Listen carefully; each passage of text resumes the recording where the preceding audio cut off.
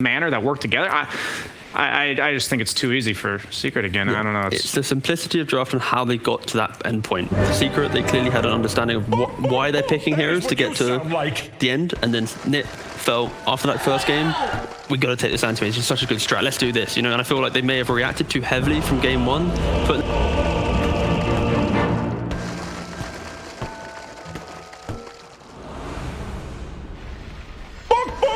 That is what you sound.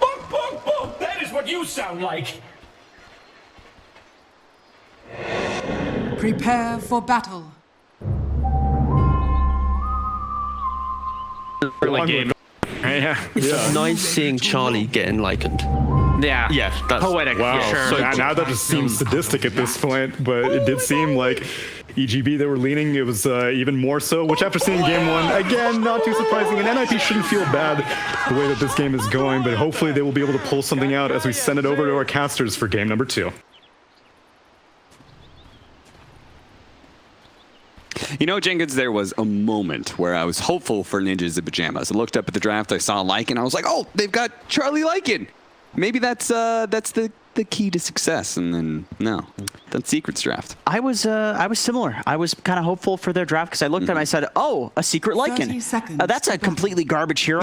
But then I saw that there's a Slardar, and one of my biggest concerns with Lycan is he doesn't out carry most of the carries right now, and the game always goes late. The game, you know, taking those early towers isn't as important as it once was, or at least taking the tier 2s is kind of impossible. But with the Slardar, really whatever carry you have is going to out-carry because he just doubles their damage. So it doesn't matter that, you know, let's say there's a Spectre on the enemy team. It doesn't matter. But Lycan also has a good matchup versus the anti-mage. And then on top of that, they've got the Vengeful Spirit, which they're going to be running, which was the swerve that Secret put on us because they're like, okay, we can run Lycan mid. And, okay, so this is a Venge carry with a Puppy 5 Clockwork. Yep. Well, they never do anything traditional, do they? It's always something like this. Different than the last traditional where it's like, okay, Night Stalker carry, like, I could see how that works if you execute perfectly, but like here I just see an overwhelming amount of synergy. And maybe I'm just like saying that because it's Secret and it's probably going to look good, but I don't know. I feel better about this kind of surprise in drafting. Yeah, I mean, they were kind of the first team to really do this, sending like a position 4 type hero into the position 5 and playing in the safe lane. Like they kind of invented this, so when you see them do it, it always feels like, well, they're in their comfort zone. Whereas some of these other teams, they make these lane swaps, and it's a little bit more, okay, we'll see how comfortable they are with it. Yeah. You can see a difference in how the anti-mage is able to play already. Against the Slardar, it's going to be tough because he can actually man-fight you, and he doesn't necessarily need mana to do so. Zai did level up Crush level 1 just to kind of like burn through his mana, because you might as well. I like that. I mean, the level 1 bash is kind of crap anyway, so it makes sense. This is a classic Phoenix death right here. He doesn't have any mana left, so one more hit might not be enough. In fact, it won't. He's going to need a lot more hits now because now the healing salve's gone off. They're going to be able to remove that, but Charlie has to just focus on his CS. He's already missed too many as it is. Oh, gets a D-word on Misha. Nice. That's pretty nice. That's okay. I mean, no matter what happens between the supports here, though, you still have a Slardar versus an anti-mage. It's always going to go in favor of the Slardar. I don't think there's much a Snapfire can do to prevent that from happening. Yeah, what about that Snapfire? Because, like, I don't really see a good reason why we have a Snapfire. Don't really feel like it's the best support, and the only reason I ever like it is when, like, Vikings run it and they have, like, some sort of combo or something. I think it's just for the egg. I think it's literally just to kill the level 1 egg. That's about it. I felt like 3 months ago that was a thing where, like, I remember someone lost Los Angeles. People were like, oh yeah, just rep Snapfire, kills the Phoenix egg. And then as time went on, people were like, hey, yeah, but it kind of sucks if he gets level 2 Supernova. Yeah. It is. Just got a Snapfire, and that hero isn't particularly amazing. If they could get this kill on Nisha, it'd be really big. And look at those lucky shot procs from Saber. Like, oh, not another round. Oh, are you serious? Puppy gets the first blood. Just a slight bit of body blocking. Man, that was almost a first blood on Vengeful Spirit, and then that was almost a double kill for Secret. Right. So many regen baits in this game so far with the Fairy Fires and stick charges. Very nice.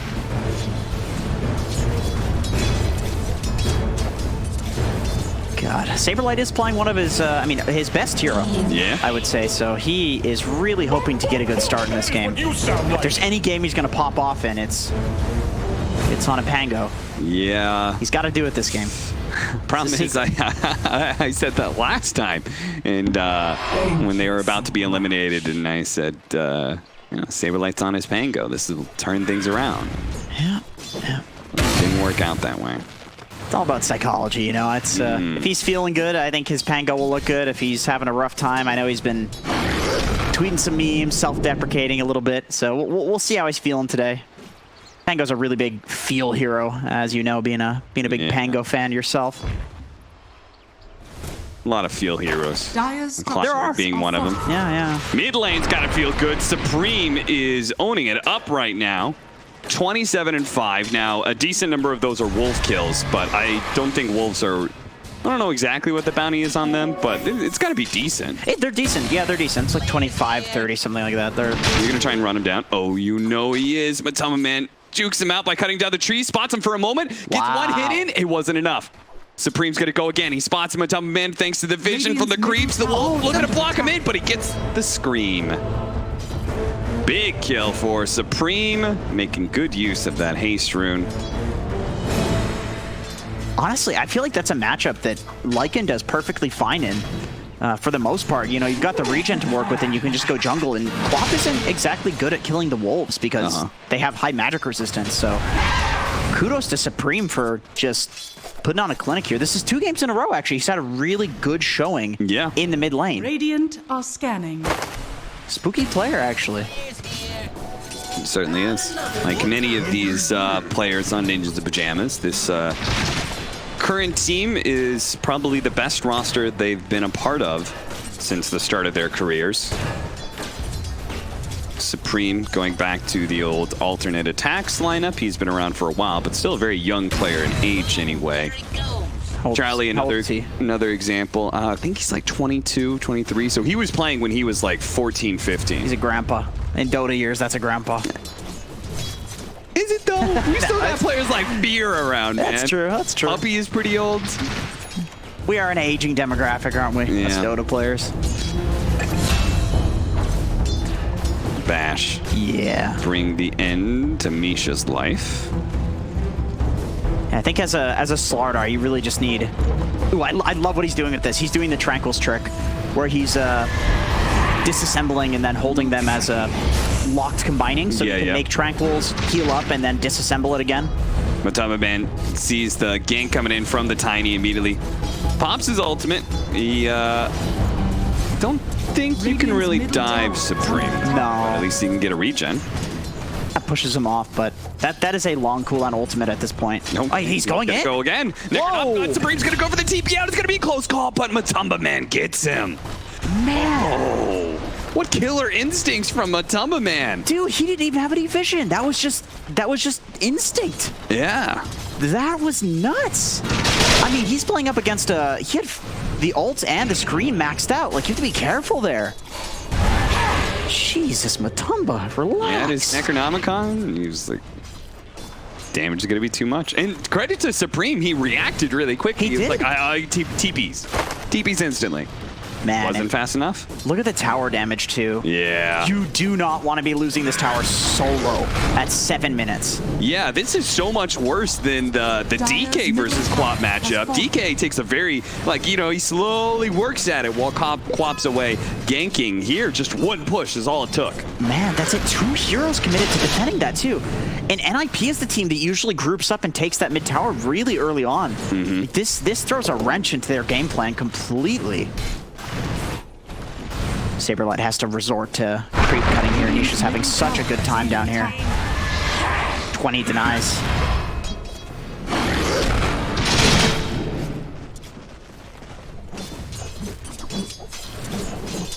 Another bash up. Charlie, quite the opposite, as he is having a very bad time. It's about 200 net worth below the Vengeful Spirit, but every single time I look over, Zai is pressuring him. And I can't imagine it's going to get much better for him as the Slardar picks up level 3 bash. Then it's Corrosive Haze. Nisha toss back. Good play by Era. See if they can actually finish him off this time. A swap over to Puppy and a TP out. Well done by Nisha. And it looks like Puppy's going to get out as well, as they don't want to run through the cogs. And very nice little play there, using the swap. Usually as a carry, that's not a super effective ability, because either you're killing somebody else or you're killing yourself. That's not often a good choice, but with Puppy being a clockwork, I mean, he doesn't care. Nice defensive ward there from Ninja's Pajamas. Sees the rotation coming in from the Lycan, and they all abandon ship. They TP to the bottom lane, look at a trade safe lane towers now. Under attack. Now, it looks like Team Secret, though, are going to try and go for the take enemy tower and still defend their own play, but it's going to get Nisha caught as Misha delivers the killing blow. Zai's going to pop out, though. Go for Saberlight. Saberlight doesn't have the swashbuckle up, so that's a pretty easy kill, and they will indeed defend this tower. Ninja's Pajamas, they're not going to be able to take back that map control at top. Matumba damage is already dealt. Yeah, and I think he has his TP on Matumba, so and his ult as well, so they leave him to push that top tower, and they know if something breaks up bot, he can get there. And man, Slaughter is a surprisingly good hero at doing like a tier 1 defense, just because he's so damn tanky if you go for this stat build that Zai is going for. Yeah. Like he's so manly. He's going to try and toss him back into his team if they can finish him off. He's actually inside the cogs right now, which is perfect for the Sonic Wave. Turns over, deals with the egg, and looks back to Puppy, where Charlie, he's trying to finish him off. Nisha actually goes to the swap. They do have the Rolling Thunder, misses all of those heroes, bounces back, clips the Venge, tossed on top of him. Charlie, does he not have Blink Up? I don't think he does. He just used it, and it looks like with that stun, maybe they're going to be able to... No, he blinks away. The Wolves are still trying to run him down, and the blink isn't going to be up just yet. He's only got a sliver of HP. The Wolves might be able to kill him, while Supreme, he got the kill on Charlie. What? TP from Quap succeeded. Bro, dude, Matumba, that was like the greediest but coolest play I've seen in a long time. If he had pulled out both of those kills, that would have been at the insane. same time, that would have been a legend move. I can't believe he just tried that. That was so greedy. I love to see that sort of stuff, though. He's like, my Wolves have got it. Yeah, I wish I could have seen his perspective. I wish I could have seen that. But you saw the Wolves on the map chasing. You know he's microing both. Yep. That's what you sound like. That was sick. Especially since he blinked into a high ground area, so it's not like he would have really kept good vision there. Yeah, you need to actually micro there. Saberlight. Rough time. And the Snapfire comes in with the ultimate, but they had no disables behind it, so not really focused fire in any way. Surprisingly difficult to get that ult off as a Pango versus Avenge. So many disables. Dude, Zai is a madman. Going in, man. He saw Charlie just blink, and he's like, okay, I can pressure this guy, but he's going to be met with too many heroes. Misha had already TP'd into that hiding spot behind the tier 2, and Tiny made his rotation secret. They keep up this tower pressure. The idea that Zai is kind of going with here is this traditional, well, maybe it's not so traditional, but just this idea that Slaughter, like if you go for this drums build, treads, usually it'll be like a bracer or two. It's just such a pain in the ass to try to kill you. And so he's just trying to make them work for it. Obviously, he'd rather be alive and be wasting their time, but you can kind of see what he's going for. Like he's just trying to put himself in a really dangerous position to just get the enemies to run at him. That's basically it. Yeah. And they did take that bottom tower kind of as a result, right? There's 3 people top. Secret just kind of run at the tower pretty quickly. True. Shapeshift's going to go off. He sees the double damage. Era is actually going to leave it. And that just means the Wolf's going to kill you that much quicker, Era. And the rest of his team probably needs to get out too. Supreme, he still has a blink up. I half expected Matumba to just dive the tier 2 there. He's been so crazy with his... Like, every single time I think he's gonna just chase some guy or not chase some guy, it's always wrong. It's like, oh, he's clearly gonna go for the anti-mage, right? That's a high-value kill. Nope, lets the Wolves go. Diving the tower, he goes in well after the fact, kind of baiting Supreme, making him think he's okay. Matumba's been playing this just insanely well. Dire are scanning. You think he's still got something to prove? I want to get him on an interview and ask him that question, like, because it's hard to say, right? You get kicked from the team, that team goes in, gets second at TI. You join Secret, right? And yes, you are met with great success. You prove you're a fantastic carry, but you don't get the chance to prove it at TI. You know, and I wonder if because of that he's still got this driving force. I think so, and I hope so, because what he said after. Oh, wait a minute here, Era, you're a little bit out of position there, bud. Yeah. You're in reach of Puppey and Zai, but he's going to turn around, get some good damage now. If Saberlight can Rolling Thunder and catch one of them, gets over the cliff, spots Puppey. Puppey's trapped, nowhere to go to. He's going to keep going and see if he can track down Zai, and sure enough, he does. But his allies aren't really close, and Zai is very tanky, as you mentioned. This is a trend, by the way, that I want to mention. A lot of people are going for casual cloak. Yeah. That's it. It's super cheap. Yeah, it's very cheap. You know, going back to Aghanim's Labyrinth. Now we all know how important magic resistance is. It makes you... I feel like we already knew that lesson, Jenkins. No. There's a lot of magic damage in Dota. We needed the Labyrinth. Okay. That's Nisha, he's going to swap Air back in. He's certainly dead. But farther up, that is the interesting stuff, because he's trying to chase down Saberlight. Looks like he could almost go for more. That crush has landed. Who knows? Maybe Supreme was going to die as well. Yeah, man, with just a 1 second crush and amplification on Queen of Pain, I think all the Lycan units legitimately could have killed her. Like, that's how much damage Matumba Man is doing right now. Yeah, with all that minus armor, for sure. Speaking of minus armor, that makes Roshan a pretty easy bet for Team Secret. Is that Aghanim's being built up next for Zai? It looks like it. We still don't have a Battle Fury on our Animage. Jesus. No. He needed to be like having Battle Fury and working like towards that halberd already. I think so. I think a halberd at this point would be quite nice. He could show up to fights and not instantly die. Yeah. Gets a courier. Yeah, courier kill. Saberlight. Hops over the cliff with the shield crash. That's easy for him. Era, okay, he does have the Snapfire ultimate coming down. Oh no, the cogs! It missed everything up, and he doesn't have his shield crash up, so he's just flat out blocked. Charlie can come in and finish off Era, but now they've used so much, and Secret know it too. That's why Zai and Nisha, they're just looking to chase down these heroes. They're going to catch whoever they can. It's going to be Nisha up first. They're still fighting inside this river, though, and Saberlight, he's going to use another shield crash. Same trick that he did last time. Chain stun, though. Bash up first into a match. Didn't have the crush up in time. Zai chasing Saberlight. Saberlight, he's got another swashbuckle coming in. Swap into a bash into a crush that almost landed. Thankfully, the Yules was there, and an avalanche may cover Supreme's retreat as the blink is back up now. Saberlight needs to be able to get away. Another swashbuckle. He's good. Disarmed up Zai, and there goes his Aegis. He don't give a damn. Now he's going to be surrounded by 5 heroes.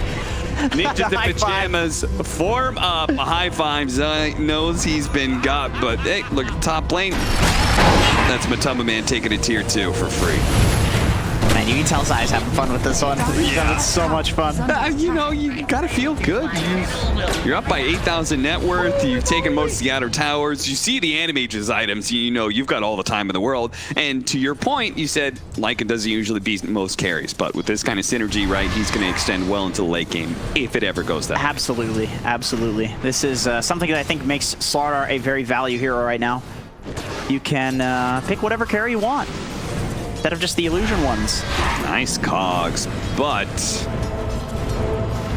smooth moves there from Saberlight. Does get there in time to help get a kill. It's not so easy to play this Pango hero versus Clockwork, actually. Any of these wall creators are kind of annoying. Not much can disrupt that ball, but these are the few spells that can. Shapeshift, and look at that. Just rips him apart. Saberlight's gonna be next.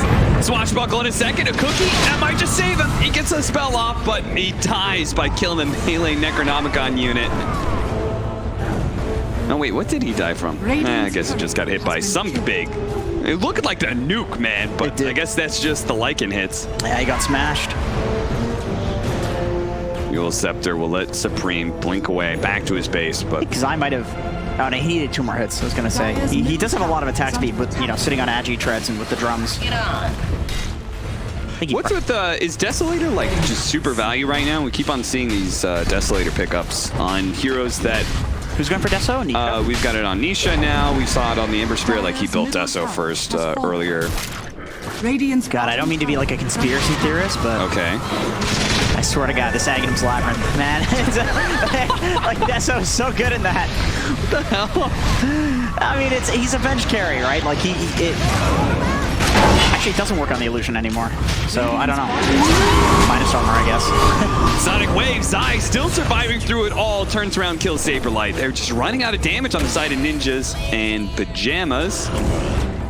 And our Tiny's not getting anywhere. Era's reaching for something to hold on to. Conspiracy theory. Look, man, okay? It's the Aghanim's Labyrinth, man. They're controlling the whole scene. They are. They really are, man. Aghanim has way more influence than you think. under attack.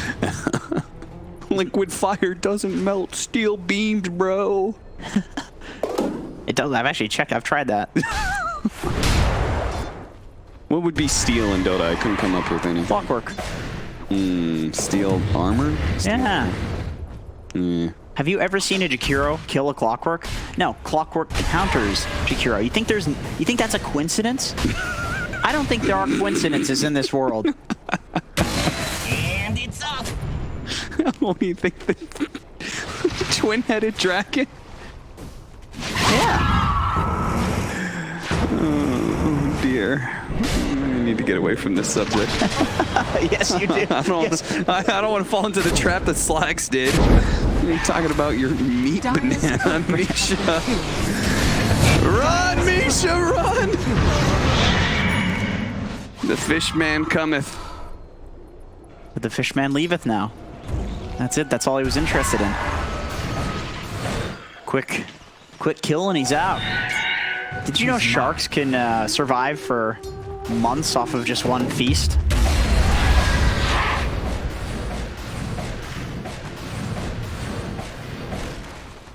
Did you know that? I did not. I feel like I had that information maybe somewhere in the back of my head, but... I made it up, actually. Oh, You okay. believed it. I did believe it.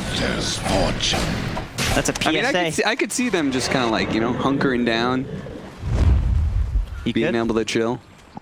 So you're saying I should be a lot more scared when I go into the ocean because they're always hungry. I think they're probably hungry most of the time. I mean, have you tried That swimming? eyes, Chief. If I'm swimming, there's almost no fish. Is under attack. Dire's Okay. Now look at this. He enters into the ocean. You're right. He's A always hungry shark. Don't stop. There's. So what about there not being any fish Tell in me, the ocean? have you ever been at the beach and you're walking and you step on a fish? No. Have you seen a fish in person? Yes. How many? A lot. Did you actually pull it out of a fishing rod? Like, did you put a fishing rod? I did once, yes. Okay. Well, how do you know that there's actually fish in the water and that there wasn't just somebody under there that attached the fish? Because you can see the fish in the water. Oh, Go to any river and you just chill out there. River. We're talking ocean. Oh, excuse me. I've never seen a fish in the you go ocean. snorkeling. You've done that? So how do you know? Actually, yes, I have, but I have seen fish in the ocean. Oh, God damn it. Radiant's top tower is under attack. And maybe I'm just in on the conspiracy. That's true. I'm a plant. He just admitted it. Dire's bottom tower is God under damn. attack. He's got that full eggs now, so the Radiant's ocean now top comes to tower is him. under attack. True, he Dire's summons bottom the tower ocean. has He does. That's a fun egg. That's what isn't it? Aquaman needs. I was wondering, really what does does. Aquaman do outside if he's not in water? Well, those jetpacks that shoot water, why doesn't he just carry one of those? Ah, there you go. Radiant Can he bend water? I've never seen structures are Aquaman. Don't know. Is it like Avatar? No clue. Not the bad Avatar, the good Avatar. Yeah. Just does some water bending. Yeah. I think so. God, Charlie's life it's a sad life for an anti-mage. You know, I was hoping, I was like, all right, back to the immortal matches. Not gonna have to bullshit anymore. Then we get to the series. Need a lot of bullshitting in this one. Oh boy. Yeah, it's rough. Someone refill my cup. I don't need water anymore. I need something else. Dire's top Poison. tower is under attack. That's a nice tree spot. Governor would be very happy about that. I'm sure Robson's is stoked about that. Swap to try and get him out of the base. Surely he's gonna die for this though, right? And just land your shots. Are fortified. Do you care though? I mean, they gave the Aegis to Zai, I think, for this reason. I mean, plus they have the spirits, so let's go. Yeah, Keep exactly. going. Exactly. I mean, he's alive, basically. Long shipping. Oh, the Avalanche is going to stop him from getting the cogs pushed back, but he didn't have Swashbuckle up anyway. He used it, and that's the moment that they're going to pounce. Anytime Ninjas the Pajamas show just the slightest bit of weakness, anytime a spell is on cooldown, anytime they bleed just the slightest amount, Jenkins, the Shark Man, he smells it. I gotta say, those Necros do noticeably shit damage to buildings, though, because of the hero damage. Now they do hero damage, so that is definitely one thing that Lycan is not. When did great that at. change? That was like when he started falling off. That was a big change. Was the Necro got changed, so it does hero damage. So technically now it does more damage to heroes, but it does less damage to buildings and creeps. Yeah, any that's why, you know, like Eidolons will do more damage to towers than Enigma does himself, because hero damage is reduced significantly. 3-man smoke up from Ninjas the Pajamas. Oh dear, that smoke got scanned. Hey, we've got Manta. 24-minute Manta on Animage. Yeah, you know what? 12k gold deficit. That's not as bad as last game. There's a okay. This is a start. Oh, the BKB. Surely they've got enough physical damage. It's the pure damage that'll actually get that kill. Okay, they're still gonna fight without the Lycan though. Team Secret's gonna come in, and with the double damage on Nisha, I can understand why. Because that poor Queen of Pain, my goodness, just got ripped apart. They do manage to kill the Phoenix as well. So hey, a 2 for 2. Well, 3 for 2. That's the best outcome Ninja the Pajamas has had thus far.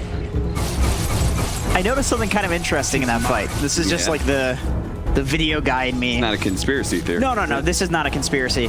Just something I find interesting. I don't necessarily know if this was, you know, I can't see into these players' brains. Okay. But Queen of Pain was amplified, blinked out, or sorry, Anti-Mage was amplified, blinked out, and I think Zai could have chased him, but he chose to go and help his carry with the Tiny. Like that to me just speaks to how Secret values. Maybe it's instinct, maybe they talk about it, I don't know. But it speaks to me like how they value staying together as a team in these fights. Playing around each other as much as possible. Right, they play around each other instead of going for like the high value kills. If it was, they'd rather play around each other than do that. They're gonna go for Nisha. Oh, the hook shot tried to save him from the Rolling Thunder, but it's only gonna cost Buffy his life as well. The cherry on top for a successful defense from Ninjas the Pajamas once again. They do have Matama Man this time though, and he's raring to go with a shapeshift BKB. Running at Era. Era's kind of tanky though. Maybe he's not the target. Maybe nobody's the target.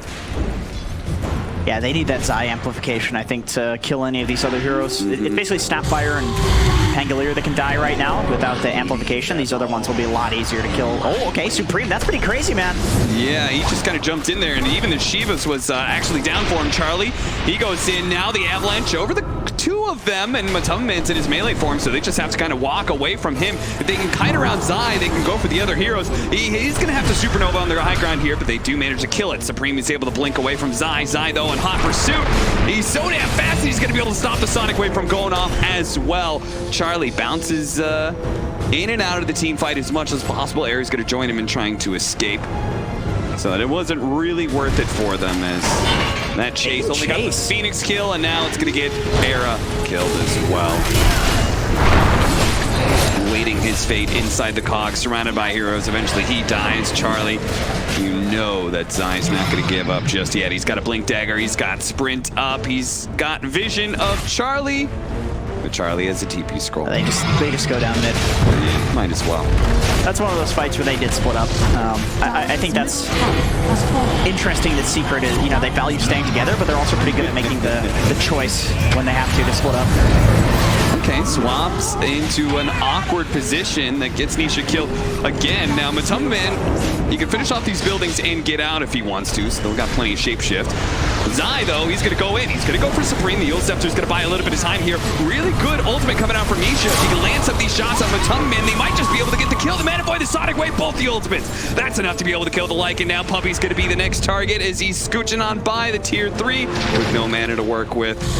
No real hope of juking here. There's nowhere to hide, Puppy. All I can do is just buy more time. Just wasting time there. That Hogs was a bit unfortunate. When you have two melee cores with the clockwork, it can be kind of sad.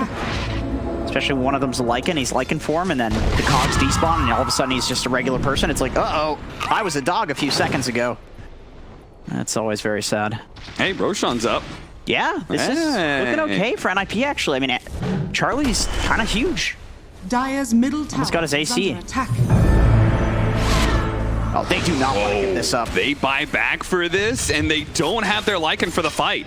So this could end up being really awkward. If Secret take this fight, lose it around the Roshan pit, they're going to go. Nice use of this ultimate here from the Penguin to make sure nobody can interrupt and steal away this Aegis. Zai, he gets the two-man crush, but Supreme instantly blinking himself away. Swap back in. The Rolling Thunder, though, stopping Zai a little bit longer. He's going to get on top of Supreme. One hit, that's all he needs. Backside, there goes Yapzor. He's going to be dead. 100 seconds for Supreme, but if Charlie can carry through this with the help of Air, they just need some disables. Nisha's now dead. Zai burned out most of his mana, but the targeting on Air, he's going to be fine. All that physical damage of the bash, thanks to the corrosive haze, he's able to get that kill. Charlie gets out with the Aegis, but it's just him. He's got 2 buybacks available, one from Air, one from Mr. Pangolier.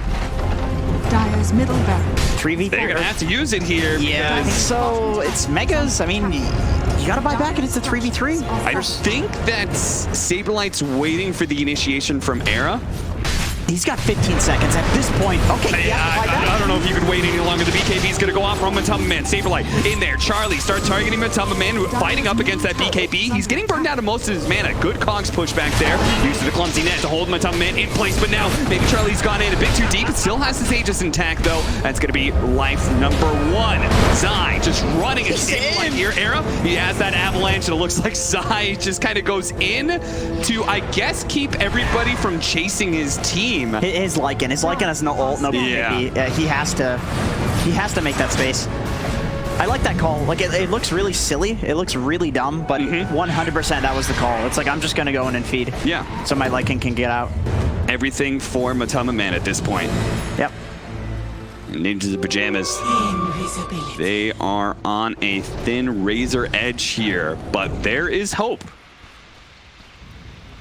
They are beginning to kind of win some fights here. They really need that Abyssal on Anti-Mage, I think. That's really when he can start solo killing people, maybe 1v5. Yeah. That's about what they have to wait for. He's far away from it, though. That AC is necessary, otherwise he just feeds in every fight. Radiant's top tower is under attack. Imagine being an Agi hero with incredibly good Agi gain, and you still need to get an AC, because there's so much minus armor on the enemy team. That feels bad. Snapfire even picking up a medallion. Top tower has fallen. Yeah, that's Yeah, that Abyssal Blade is a long ways away. Supreme with the Shivas. Blinked in. Just kind of pushes him away because, yeah, he needed that extra timing with the blink, right? Does Supreme have an Ags? I don't think he has an Ags, right? No. Just that's just a regular ult. Unfortunate. Yeah, okay. Yeah, just got so many armor items. Going for a 3rd item Orchid is not so fun. What do you think the intention is for that? Is he just wanting to target the Phoenix? Yeah, like, good at blowing up the Phoenix. Lycan's got a BKB. I mean, Orchid's useless against Zai. It'll build into an eventual Bloodthorn. If you can get an Abyssal Blade on Anti-Mage and Bloodthorn somebody, they will die. This is a really scary part here because Ninjas of Pajamas, they can win this next fight and still be losing to Vegas. This is true. This is true. If it was old Lycan, it would be a lot scarier. Once again, going back to the damage on towers that the units used to do. Yeah. He could just shred your base. Not so much anymore, but you know, you've got the Venge on top of that too. This is a great tower hitter, especially with the Desolator. I'm going to get their 2 different high ground wards here. 2 different sides, and Ninjas of Pajamas, they're going to push through that with their smoke. Now, the smoke hasn't broken just yet, but as soon as it does, they're going to be underneath a ward. Saberlight has spotted. Zai misses with the swashbuckle, and Secret just full retreat real quick. Even though they had the vision there, they didn't feel comfortable taking that fight. Probably because the TD there on Charlie. Yeah, that'll do it. That'll do it. He's actually going for a butterfly on Charlie, so he's really valuing just staying alive in this game. But like you said, he can stay alive, and maybe they still lose the game just because of the tower push that they have. I mean, it's one set of racks that we need to get, that's all.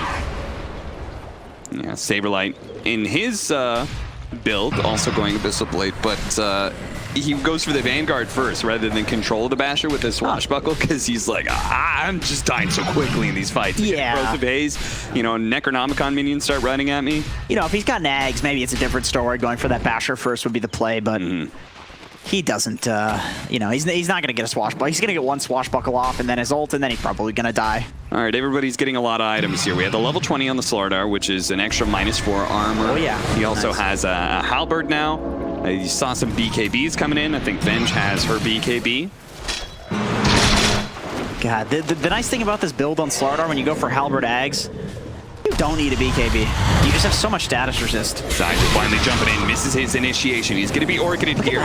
Thinking about the Rolling Thunder. It doesn't do anything. Yeah, with that Aghanim Scepter, he could just kind of force fights around himself. Yeah. And he knows he'll survive for quite some time. I think Puppy's got a, I think Puppy's got a halberd as well. He's got Glimmer halberd. They have 3 halberds. Look at that. Yeah, dude. 3 halberds. Like, what does an Animage do? Oh, Charlie, you have so much weight on your shoulders, my friend. Yeah, like he has to do, like, the damage is entirely on him. It is. To actually finish people off. And Yeah. he's just going to be disabled for like 15 seconds in every fight. Real good. Zai's caught him. Does he have the Manta? I thought oh, he does have the Manta, okay. Gets rid of that corrosive haze. Got to disappear into the trees. I think Matumba popped ulti. He looks like he's running pretty speedy on the map. Yeah. Yeah, he did. Just trying to hunt them down. It's not bad to use it at level 20, though. You've got the cooldown reduction, you've got the duration, so...